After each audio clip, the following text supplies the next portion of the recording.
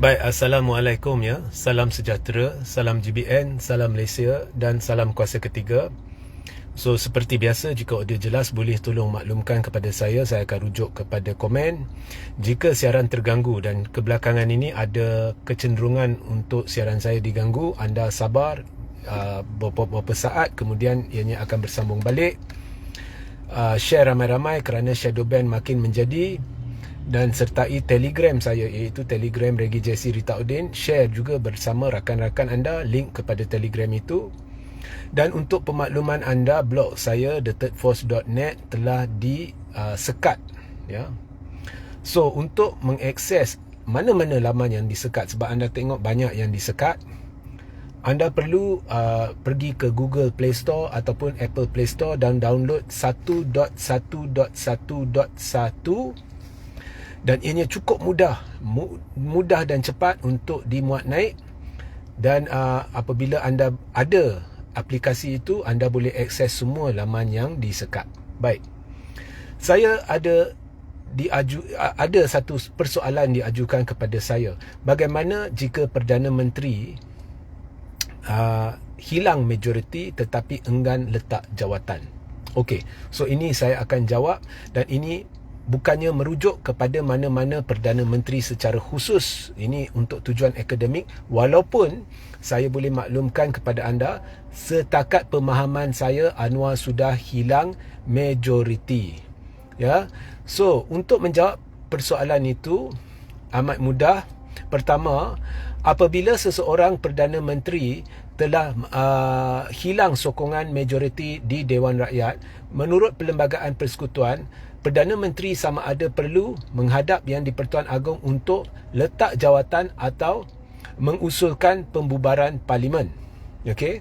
Now, jika Perdana Menteri apabila mengetahui ataupun disahkan telah hilang majoriti dan menghadap Yang di-Pertuan Agong dan memilih untuk mengusulkan pembubaran Parlimen, tetapi Yang di-Pertuan Agong bertitah bahawa beliau, tuanku tidak akan membubarkan Parlimen, itu adalah sah kerana perlembagaan memberi juga kuasa budi bicara mutlak kepada Yang di-Pertuan Agong untuk menidakkan pembubaran Parlimen. Okey, lebih spesifik saya tidak ingin masuk perkara ini kata apa, perkara itu kata apa, tetapi itulah intipatinya.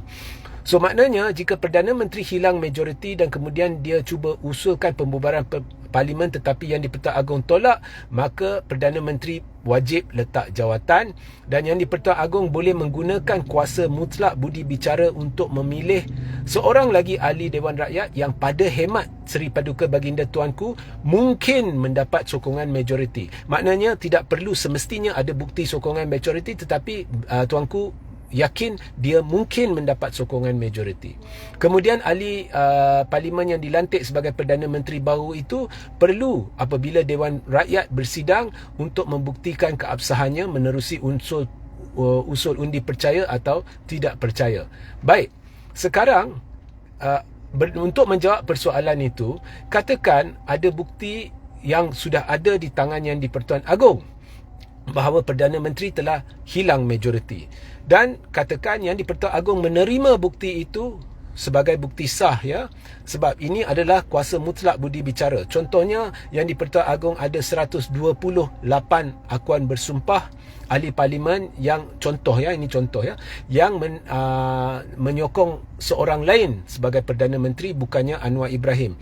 Jadi Yang di-Pertuan Agong menerima akuan bersumpah itu, ataupun lebih tepat lagi lah, 128 ini juga menyatakan mereka menarik sokongan terhadap Anwar. Jadi Yang di-Pertuan Agong menerima akuan bersumpah itu sebagai bukti Anwar hilang sokongan majoriti, maka Yang di-Pertuan Agong menerusi pihak istana boleh memaklumkan kepada Anwar Ibrahim atau Perdana Menteri bahawa bukti itu telah diterima oleh Yang di-Pertuan Agong, dan Yang di-Pertuan Agong ingin Anwar menghadap.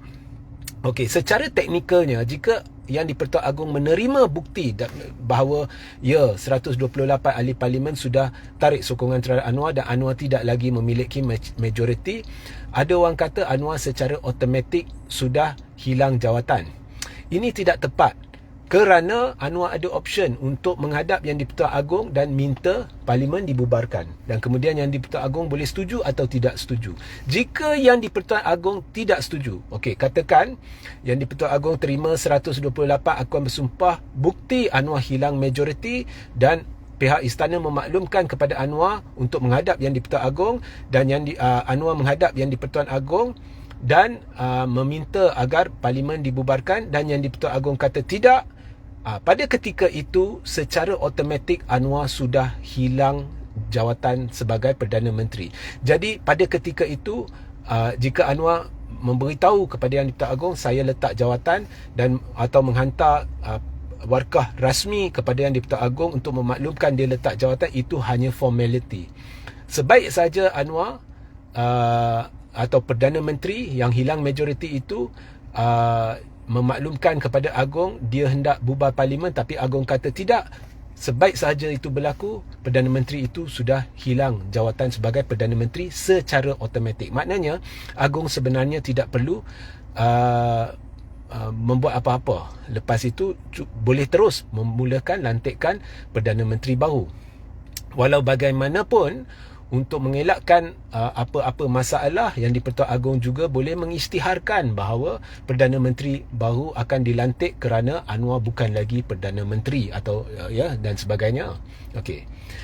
Bagaimana jika seorang Perdana Menteri hilang majoriti dan istana memaklumkan bahawa Yang di-Pertuan Agong sudah terima bukti kehilangan sokongan majoriti dan ingin Perdana Menteri menghadap, tetapi Perdana Menteri enggan menghadap dan memberitahu beliau enggan meletakkan jawatan kerana ianya tidak berperlembagaan ke apa, dia buat kerenah lah.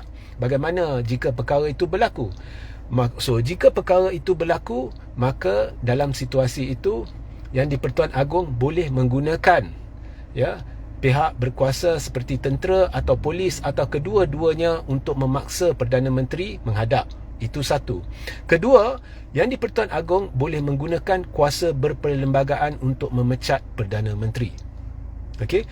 Now, kuasa berperlembagaan Agong untuk memecat Perdana Menteri, kalau anda hendak faham, saya tidak ingin menjelaskan semua perkara yang berkaitan dan sebagainya.